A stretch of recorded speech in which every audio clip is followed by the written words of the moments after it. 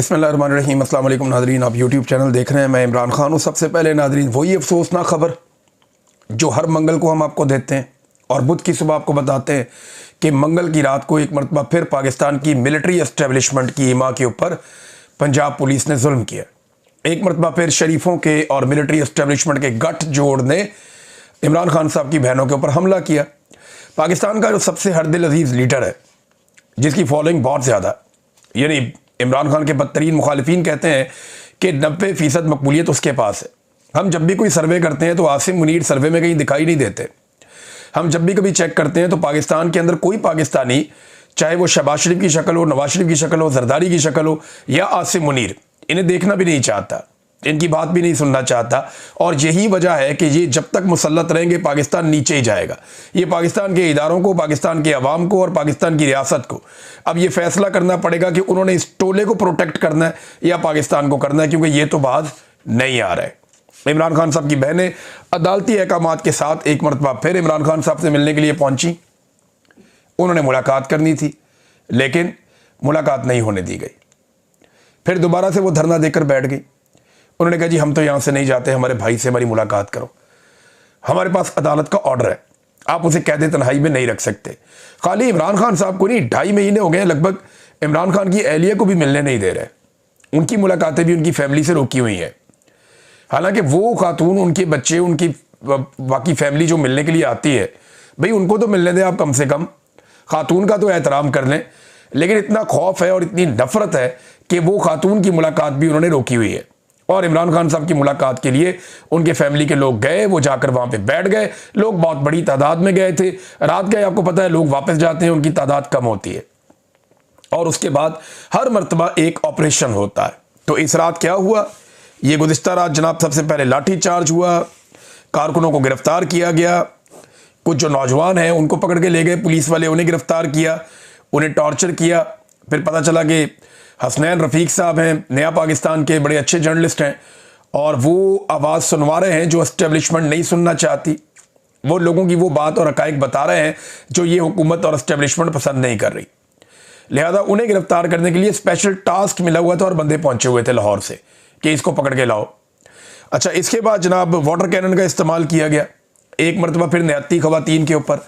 अब 70 साल उम्र है ख़वातीन की, 68, 69, 71, 73, ये उनकी उम्रें हैं। अब इतनी बुजुर्ग ख़वातीन के ऊपर वाटर कैनन का इस्तेमाल कर रहे हैं, उनके ऊपर ठंडा पानी फेंक रहे हैं, वो भी केमिकल मिला हुआ। बहुत सारे लोगों ने इस बात की शिकायत की कि ये पानी आम पानी, सादा पानी नहीं है, इसमें ये कोई केमिकल डालते हैं और उसकी तादाद, उसकी मिकदार बढ़ाते जा रहे हैं। और जब ये पानी आता है तो घबराहट होती है, तबीयत ख़राब होती है, इससे तकलीफ़ होती है। ये बात इमरान खान की बहनों ने भी कही। बहरहाल इन्होंने पहले वाटर कैनन का इस्तेमाल किया और उसके बाद इमरान खान साहब की तीनों बहनों को, फैमिली के दीगर लोगों को और चंद जो कारकुनान वहाँ पे मौजूद थे उन्हें गिरफ्तार कर लिया। नईम हैदर पंजूता साहब थे, मैंने वहाँ देखा शाहिद खटक साहब थे, कुछ और पाकिस्तान तहरीक इंसाफ के लोग थे, ये लोग गिरफ्तार हो गए। कुछ खवातीन भी दूसरी गिरफ्तार हो गई और इन्हें गिरफ्तार करके पुलिस गाड़ियों में डालकर ले गई। अलीमा खानम ने एग्जैक्टली वैसे ही यूं करके मुक्का बनाया जैसे इमरान खान ने मुक्का बनाया था। जो करैक्टर इमरान खान ने शो किया वही करैक्टर इमरान खान की बहनें भी शो करती हैं। और इन्हें ले जाके चक्री के पास एक वीरान इलाके में छोड़कर पुलिस फिर भाग गई, जैसे वो हमेशा करते हैं। तो एक मरतबा फिर वही जुल्म, वही जबर।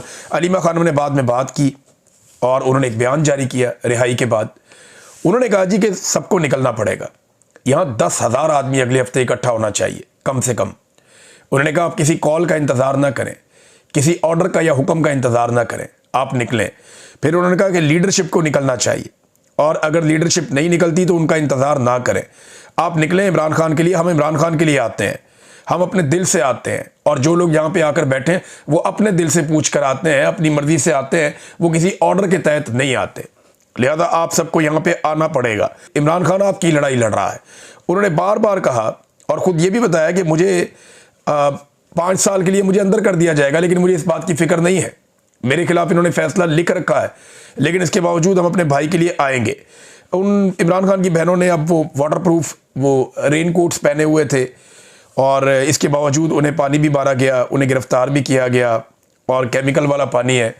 उनके साथ बड़ी ज़्यादती हुई। अब इसमें अलीमा खानम साहबा के 2 स्टेटमेंट्स और हैं जो मैं आपके सामने रखता हूँ, ये इंपॉर्टेंट है। अलीमा खानम साहिबा का एक स्टेटमेंट तो ये है कि अगर आप लाहौर का हाल देख लेते, मेन मार्केटें बंद थी, जमान पार्क में लाइटों की जो लाइट्स की तारें हैं वो काट दी गई थी।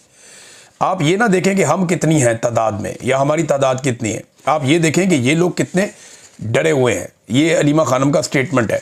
उन्होंने कहा ये चाहते हैं इमरान खान चुप रहें, सियासत छोड़ दें, यानी 90% पाकिस्तानियों की नुमाइंदगी ना करें तो इमरान खान के केसेस ख़त्म हो जाएंगे। इमरान खान साहब ये बात ना माने, उन्होंने केसेस का मुकाबला किया। अब ये नाजायज़ हुक्मरान चाहते हैं इमरान खान की आवाज़ बंद कर दें। इमरान खान को इसलिए कैद तन्हाई में रखा है, इस गैर आइनी गैर कानूनी हरकत को हम कैसे कबूल कर लें। अच्छा, एक और चीज़ जो है वो अलीमा खानम ने कही कि हम चंद खवातीन हैं और बुजुर्ग खवातीन हैं और हमारे ऊपर ताकत का इतना ब्रूटल इस्तेमाल जो है वो पुलिस करती है, और अगर आपको दुश्मन मुल्क से तो नहीं आए हुए। दूसरा, अगर ये खवातीन की तादाद ज़्यादा हो तो फिर ये क्या करेंगे, यानी ये उनका एक सवाल है। और उन्होंने ये कहा कि 10,000 लोगों को पहुंचना चाहिए अडियाला के बाहर और आकर बैठे वहाँ पे अपने लीडर के लिए, इमरान खान को बाहर निकालें, वो आपके लिए जेल काट रहा है। बहरहाल ये बड़ा जुल्म है, ज़्यादती है। ये जब भी हम देखते हैं हर दफ़ा इसी तरह के मनाजिर नज़र आते हैं। अब ये देखें ना, ये मैं आपको एक तस्वीर दिखाता हूँ, इमरान खान साहब के दौर की है ये इमरान खान साहब ने अपने दौर में हुक्म जारी किया था। जब नवाज शरीफ बीमार था तो इमरान खान ने कहा था कि वज़ीर आला को वज़ीर आज़म ने हुक्म दिया कि मरीम नवाज़ को वालिद से मिलने की इजाज़त दें और उन्हें वालिद से मिलवाएं। जब नवाज शरीफ साहब के घर में फौतगी हुई थी तो इमरान खान साहब ने ना सिर्फ उन्हें फौरी तौर पे पैरोल पे भिजवाया था प्रोटोकॉल के साथ, बल्कि जो उनकी घर में रुकने की मुद्दत थी उसमें इजाफा भी कर दिया था कि ये जब तक रुकना चाहते हैं इनको रुकने दें, इन्हें वापस जेल में ना लेकर जाए। ये इमरान खान साहब का ज़र्फ था और एक उनके दुश्मन है जो बहुत ही कम ज़र्फ है और उन्हें बिल्कुल कोई इंसानियत का या इखलाकियात का कोई पास ही नहीं है, इखलाकियात से गिरी हुई हरकतें करते हैं।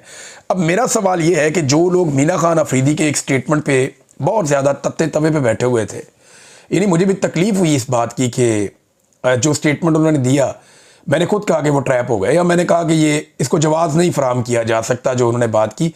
ये बात होनी नहीं चाहिए, इस लेवल पे बात जानी नहीं चाहिए। उन्हें बहुत इंस्टिगेट किया गया, बहुत ज़्यादा उनको आसाब शिकन किस्म का उन्होंने दिन गुजारा, लेकिन ये स्टेटमेंट देकर वो ट्रैप हो गए। मुझे ऐसा लगता है, और उन्हें ये नहीं करना चाहिए था। वज़ीर आला खैबर पख्तूनख्वा ने खुद कहा कि इसका कोई जवाब नहीं है, ये नहीं होना चाहिए था।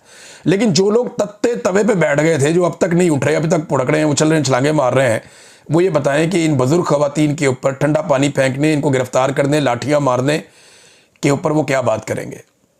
यानी एक वजीर का एक जुमला आपको चुभ गया जिसमें उसने किसी का नाम भी नहीं लिया, बकौल उसके वो कहता जी मैंने नाम ही नहीं लिया, लेकिन दूसरी तरफ खवातीन को, साबिक वज़ीर आज़म की बहनों को मारा जा रहा है, रुस्वा किया जा रहा है, घसीटा जा रहा है, गाड़ियों में डाला जा रहा है, आप उसके ऊपर कुछ बोलते ही नहीं। आपके लिए वो नॉन इशू है। क्या हम किसी बादशाह में रहते हैं कि ये बादशाह सलामत की फैमिली है, इनके बारे में कुछ होगा तो बहुत शोर मचेगा, और ये जो दूसरी फैमिली है ये कीड़े मकोड़े हैं, इनके बारे में कुछ भी हो कोई बात ही नहीं करेगा।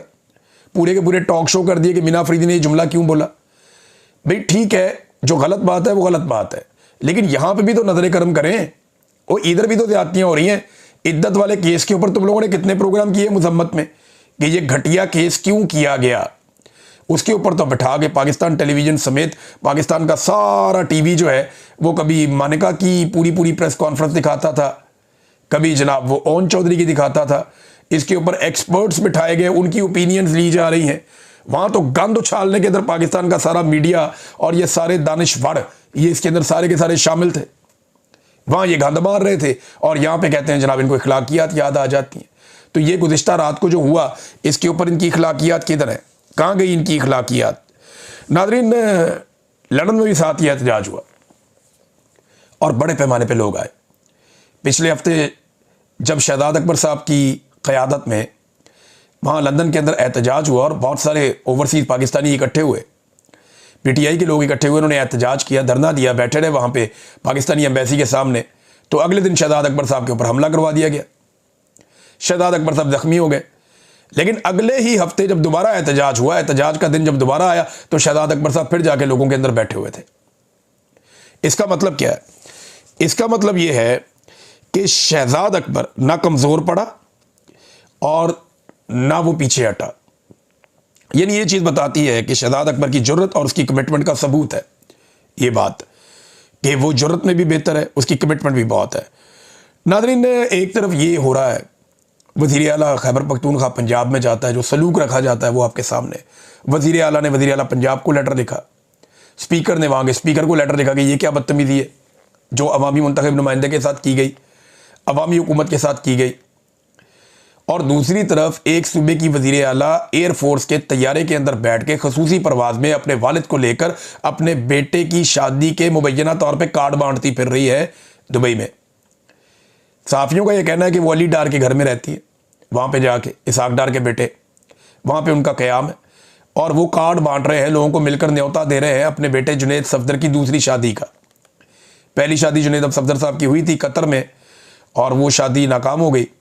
अब उसके बाद उनकी दूसरी शादी की जा रही है और वो बड़े चाव से जाके जो है कार्ड बांट रही हैं दुबई के अंदर, अपने वालिद को भी लेकर गई है और पाकिस्तान एयरफोर्स का तैयारा इस काम के लिए इस्तेमाल हो रहा है। पाकिस्तान एयरफोर्स की खसूसी परवाज़, खसूसी तैयारा वो जुनैद सफदर की शादी के कार्ड बांटने में लगा हुआ है। अंदाज़ा करें नाज़रीन क्या सूरत हाल है। गरीब आदमी के लिए कानून ये है कि 10 बजे के 2 मिनट हो गए ना तो हम आपके हॉल की लाइटें बंद कर देंगे, आपको जुर्माने कर देंगे। गरीब आदमी के ऊपर एक के बाद एक पाबंदी, एक के बाद एक पाबंदी। हुक्मरानों के बच्चे की शादी है तो कार्ड बांटने एयरफोर्स 1 का तैयारा जाएगा, खसूसी तैयारा जाएगा। ये जनाब पाकिस्तान के हालात है और ये पाकिस्तान का मीडिया रिपोर्ट कर रहा है, पाकिस्तान के अंदर बैठ के रिपोर्ट कर रहा है। अब आ जाए नाज़रीन, कतर की और सऊदी अरब की जो एक प्रॉब्लम चल रही है, ये एक्चुअली है क्या। ये मेरा एक पुराना टॉपिक भी है और इसके ऊपर हम काफ़ी काम करते रहे हैं माजी में, तो ये हम बेहतर अंदाज में समझ सकते हैं। थोड़ा सा टाइम आपको देना पड़ेगा। ये पूरा कन्फ्लिक्ट मैं आपके सामने निकाल कर रख देता हूँ कि एक्चुअली वहाँ हो क्या रहा है। सबसे पहले आप एक नक्शा देखें। ये जो नक्शा नंबर 1 है ना, इसमें आपको नज़र आएगा नीचे रेड कलर का एक कंट्री है छोटा सा, इसको कहते हैं जिबूती, और ऊपर आपको यमन नज़र आएगा जो ब्राउन कलर का है। ये जिबूती और यमन के बीच में एक तीर का निशान आपको नज़र आ रहा है। ये यहाँ से पानी गुजर के अंदर जा रहा है। ये जो पानी अंदर दाखिल होता है इस एरिया को कहते हैं रेड सी। ये सामने वाली साइड पे नीचे पाकिस्तान है, ये खुला समंदर है और ये समंदर दाखिल हो जाता है अफ्रीका और गल्फ के बीच में। एक तरफ गल्फ ममालिक है, एक तरफ अफ्रीका है, उनके बीच में ये समंदर दाखिल हो रहा है। यहां पे इस समंदर को कहते हैं बहीरा अहमर या इसे कहते हैं रेड सी। रेड सी आप याद रखें, आसान है। ये रेड सी का इलाका है, एक तरफ जिबूती है, एक तरफ यमन है। अब सऊदी अरब और यूएई के अंदर प्रॉब्लम क्या है। यूएई जो है ना वो इसके ऊपर अपना कंट्रोल चाहता है इस एरिया पे। ऐसा लगता है कि उसका कोई एक्सपेंशन का ख्वाब है। यूएई की मुदाखलत अगर आप देखें तो इस वक्त सूडान में भी है। इसी समंदर में अगर आप ऊपर जाए रेड सी में तो लेफ्ट साइड पे सूडान है, वहाँ पे भी उनकी काफ़ी इस वक्त दिलचस्पी है। ये जो सोमालिया है नीचे एक कंट्री है, इसी नक्शे में आपको नज़र आ रहा है, इसके अंदर एक नया मुल्क बना है, उसमें भी उनकी दिलचस्पी है। फिर ऊपर जो लीबिया है उसके अंदर जो हफ्तार ग्रुप है उसके अंदर भी उनकी सपोर्ट और उनकी दिलचस्पी है यूएई की, और यमन के अंदर भी यूएई की दिलचस्पी है। सऊदी अरब ये चाहता है कि सारा का सारा यमन इकट्ठा रहे एक कंट्री की तरह और वो एक मरकजियत हो, उसके अंदर वो मुल्क कंट्रोल किया जाए, यमन की बाकायदा एक हुकूमत होनी चाहिए। उनका फार्मूला यह है कि बागियों को शिकस्त देकर यमन पूरे का पूरा कंट्रोल में रहे एक हुकूमत के। ये सऊदी अरब का फार्मूला है। जबकि यूएई जो है वो जोर लगा रहा था जनूबी यमन में चाहे वो एक अलहदा रियासत ही क्यों ना बन जाए। उनकी ज्यादा दिलचस्पी जनूबी यमन में थी और जनूबी यमन वो इलाका है, जनूब का इलाका जहां पे अदन है। ये जो अदन और जिबूती है ये आमने सामने है और इनके बीच में से ये समंदर ऊपर की तरफ जा रहा है। तो अगर ये यहां पे अमारात का कोई एक ग्रुप या बागियों का एक ग्रुप, एसटीसी उसे कहते हैं उस ग्रुप को, अगर वो यहाँ पे अपनी एक अलग रियासत या अपनी एक अलग कंट्रोल वाला एरिया बना लेता तो सामने वाली साइड पे और इधर वाली साइड पे कंट्रोल होने की वजह से यूएई इस रास्ते पे मुस्तकिल तौर पे अपना कंट्रोल हासिल करता या अपनी ताकत बढ़ा लेता। और इस रास्ते को कहते हैं बाबुल मंदब। ये बाबुल मंदब पे जिसका कंट्रोल होगा ना वो तेल की सबसे बड़ी गुजरबगाह पे उसका कंट्रोल होगा, क्योंकि ये वो रास्ता है। अब आप एक और मैप देखें, ये थोड़ा सा आप आगे जाएंगे तो आपको और मैप्स नजर आएंगे। ये जरा बड़ा मैप है, इसमें यमन को व्हाइट करके दिखाया गया, बाकी सारे ब्राउन है। ये जो बिल्कुल आपको एक लाल लकीर नीचे नजर आ रही है ना, बाबुल मंदब लिखा हुआ है वहां पे, ये लाल लकीर दाखिल कर रही है रेड सी के अंदर यहाँ से गल्फ ऑफ अदन में से, यानी ये जो जितने भी ममालिक हैं जिनके पास तेल है, ये सारा तेल चाहे वो इराक का हो, ईरान का हो, वो तेल जो है वो आपका कतर का हो या आपका यूएई का हो या आपका ओमान का हो या सऊदी अरेबिया का हो या यमन का हो, ये सारा का सारा ये गल्फ ऑफ अदन से होता हुआ बाबिल मंदब से होकर रेड सी में दाखिल होता है। लेकिन रेड सी तो ऊपर जाके बंद हो जाता है। ये है असल कहानी। रेड सी ऊपर जाके बंद नहीं होता। ये आपको मैं कुछ और तस्वीरें दिखाता हूं। ये बाबिल मंदब से आप ऊपर गए, आप रेड सी में दाखिल हो गए। ये सारे बहरी जहाज जो है वो अपनी मसनूआत और पेट्रोलियम मसनूआत और बाकी चीज़ें लेकर ये ऊपर की तरफ जाते हैं, जहां पे दोनों तरफ मिस्र आ जाता है। जब मिस्र बीच में आ जाता है दोनों तरफ, तो एक नहर निकाली गई थी जिसे स्वेज कैनाल कहते हैं। ये आप देखें, रेड कलर की आपको स्वेज कैनाल नजर आ रही है। ये रेड सी से मेडिटेरेनियन सी का एक रास्ता है, यहां से ये दूसरे समंदर में दाखिल हो जाता है और ये वो समंदर है जो यूरोप को जाके लगता है। तो गल्फ से जितना भी सामान लेकर जाना है या यूरोप से जितना भी सामान लेकर आना है, उसके लिए एक बहुत इंपॉर्टेंट गुजरगाह है जो इजिप्ट में से गुजरती है, मिस्र में से, उसे स्वेज कैनाल कहते हैं। ये गुजरगाह इस्तेमाल करते हैं बड़े बड़े बहरी जहाज, और ये दो दुनिया के बड़े समंदरों को मिलाती है। अगर ये दो समंदर इस नहर के जरिए ना मिले ना, तो फिर क्या होता है, फिर एक बहुत लंबा चक्कर लगता है। यानी आपको पूरा का पूरा एक बरे आजम क्रॉस करना पड़ता है, अफ्रीका का खतरनाक पानियों में जाना पड़ता है, और आपकी मुसाफत कई कई महीने बढ़ जाती है।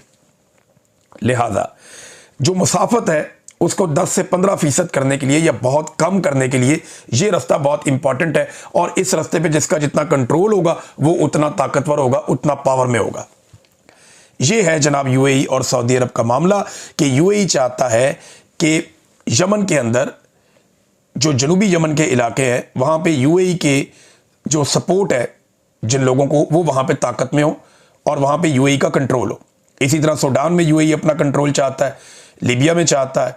तो ये सारा का सारा रेड सी का एरिया उनके कंट्रोल में जब आएगा तो ये गुजरगाह काफ़ी हद तक उनके कंट्रोल में होगी। ऊपर मिस्र के अंदर जो है वो आप देख लें, ये मेडिटेरेनियन सी जो है उसकी तरफ जाने वाला जो रास्ता है, ये मिस्र के बीच में से निकलता है स्वेज कैनाल में से, और ये रेड सी को और इसको मिला देता है। अब ये तजारती गुजरगाह है और सदियों से लड़ाइयाँ इन्हीं चीज़ों पे होती हैं। तो माल का मामला है नादरीन, और तो कोई मामला है नहीं। अब इसके ऊपर सऊदी अरब की जानिब से एक बड़ी इंपॉर्टेंट डेवलपमेंट हुई है, बहुत बड़ी ब्रेकिंग है। और ये बड़ी ब्रेकिंग इसलिए है कि सऊदी शाह सलमान जो खुद बादशाह हैं, उनकी ज़ेर सदारत काबीना का एक इजलास हुआ और 2 टोक एलामिया जारी किया गया। कौमी सलामती के तहफ़्फ़ुज़ के लिए किसी भी इकदाम से गुरेज नहीं करेंगे। यमन में बिला जवाज़ कशीदगी यूएई के वादों की मुताबिकत नहीं रखती। उम्मीद है अमारात यमनी गिरोह को किसी भी किस्म की फ़ौजी या माली मावनत नहीं देगा, यानी जिन्हें वो मजबूत करना चाहते थे उन्हें मजबूत नहीं करेंगे। अब इसके ऊपर यूएई ने फिर फैसला किया, क्योंकि यमन ने भी ये कह दिया, सऊदी अरब ने भी ये कह दिया। और मैं आपको एक और बड़ी खबर देता हूं, वो ये है कि कतर ने भी सऊदी अरब की हमायत की है। कतर ने हमायत नहीं की यूएई की, और मैंने आपको बताया था ना थोड़े दिन पहले, यूएई और कतर की भी खटपट चल रही थी, जिसमें पाकिस्तान के अंदर चंद सहाफ़ियों को पाकिस्तानी इंटेलिजेंस की जानिब से ड्रॉप साइट न्यूज़ के मुताबिक कतर के खिलाफ कुछ फीडिंग भी की गई थी, और यूएई के साथ पाकिस्तान के अच्छे मरासम है। तो यहां पे सऊदी अरब जो है उसका पॉइंट ऑफ व्यू मेरे ख्याल में उसूली तौर पे बेहतर है और दुरुस्त है, और सऊदी अरब ने इसके ऊपर बड़ा मजबूत स्टांस लिया है। तो यूएई को फौरन पीछे हटना पड़ा। यूएई ने यमन से, जहां वहाँ पे तैनात अपने फौजी हैं, उन्हें वापस बुलाने का ऐलान कर दिया, क्योंकि 24 घंटे का अल्टीमेटम यमन की हुकूमत ने दिया था, जिसे सऊदी अरब जिसकी बैकिंग करता है, और सऊदी अरब ने भी जल्द अज जल्द ये काम करने का कहा था। तो यूएई अपने फौजियों को फौरी तौर पे निकाल रहा है यमन से, और उन्होंने इसका ऐलान भी कर दिया कि अब हम फ़ौरन अपने फौजियों को यहाँ से निकाल लेंगे। 24 घंटे का अल्टीमेटम था। तो ये एक डेवलपमेंट है जो मैंने आपके साथ शेयर की। पाकिस्तान को क्या करना होगा, देखें, पाकिस्तान अगर इसके अंदर एक किरदार अदा कर सकता है सालसी का, अगर कर सकता है, मुमकिन है, अव्वल तो हम ना इस सारी लड़ाई में हम कहाँ पे खड़े होंगे। हम तो सबसे पैसे लेते हैं, इनसे भी लेते हैं, उनसे भी लेते हैं, उनसे भी लेते हैं। तो जो पैसे लेने वाला है उसकी बात कौन सुनता है। लेकिन चलें, अगर सुनी जाए हमारी बात, तो फिर ये है कि पाकिस्तान को सालसी का किरदार अदा करना चाहिए, कोई साइड नहीं लेनी चाहिए, क्योंकि सारे ममालिक में पाकिस्तान की लेबर बहुत बड़ी तादाद में काम कर रही है और वहाँ से बहुत ज़र मुबादला आता है पाकिस्तान में। तो पाकिस्तान को इसमें अपने घोड़े रोक कर रखने पड़ेंगे। और दूसरा, अगर पाकिस्तान नहीं कुछ कर सकता तो पाकिस्तान को फिर इस सारे मामले से अपने आप को बाहर रखना चाहिए। और पाकिस्तानी मीडिया को भी ये कहा गया है बाकायदा कि आपने इस लड़ाई को ज़्यादा रिपोर्ट नहीं करना और इसके ऊपर ज़्यादा रिपोर्टिंग नहीं करनी। और पाकिस्तान के मीडिया ने कुछ ज़्यादा इसको रिपोर्ट किया भी नहीं, इसीलिए क्योंकि पाकिस्तान के मीडिया को ये हुक्म दिया गया है। नाज़रीन, पतंगबाजी वाली खबर मैंने आपको दी थी, अब लाहौर से वही खबर जो है वो हारून रशीद साहब ने भी दी है। हारून रशीद साहब भी एग्जैक्टली वही दावा कर रहे हैं जो बात हमने आपके सामने रखी थी कि ये हुकूमत के गले पड़ जाएगी बसंत। मरीम नवाज़ साहिबा को शौक़ तो बहुत है, लेकिन जिसने भी मरीम नवाज़ को मशवरा दिया है वो इस बात की तैयारी करे कि उसको बहुत जल्द मुअत्तल कर दिया जाएगा, बल्कि हो सकता है कि उस बेचारे को निशाने इबरत ही बना दिया जाए। वजह यह है कि तहरीक इंसाफ के सर फिरे बसंत पर पाबंदी लगवाने पर तुल गए हैं, ये हारून रशीद साहब बता रहे हैं। बताया गया है कि कप्तान की तस्वीर और PTI के नारों वाले बेशुमार पतंग बनवा लिए और बांटेंगे और फिर उड़ाएंगे भी, और बेचारी वज़ीर आला और इसका अवामी एतमाद हासिल करने का ख्वाब वो अधूरा ही रह जाएगा। यानी मरीम नवाज़ साहबा जो भी करती हैं उल्टा हो जाता है काम। आपको कैदी नंबर 804 नज़र आएगा या PTI के झंडे नज़र आएंगे उड़ते हुए, या फिर आपको कैदी नंबर 804 या फिर इमरान खान साहब की फ़ोटोज़ आपको लगी हुई नज़र आएगी। हाँ, ये बहुत सारी ऐसी पतंगे बनवाना चाह रहे हैं, मुझे पता है कि ये बनवाएंगे, जिसमें नवाज़ शरीफ के और मरीम नवाज़ के फ़ोटो लगाए जाएंगे और कोशिश की जाएगी वो पतंगे ज़्यादा उड़े। लेकिन जब पब्लिक कोई चीज़ अपने हाथ में लेती है तो फिर हर तरफ आपको PTI नज़र आएगा आसमान के ऊपर। जो झंडा आपको PTI का बड़े लंबे अरसे से पंजाब में नज़र नहीं आ रहा, वो आपको पंजाब के आसमानों पर बसंत के दिनों में नज़र आ जाएगा। और इसके ऊपर पुलिस किस किस घर में घुसेगी, किस किस को पकड़ेगी, किस किस को गिरफ्तार करेगी। ये पतंगे बनाने वाले भी बेशुमार हैं, बनवाने वाले भी बेशुमार हैं, और ये कुछ कर नहीं पाएंगे। अब तक के लिए इतना ही। अपना ख्याल रखिएगा, अपने चैनल का भी। अल्लाह हाफ़िज़।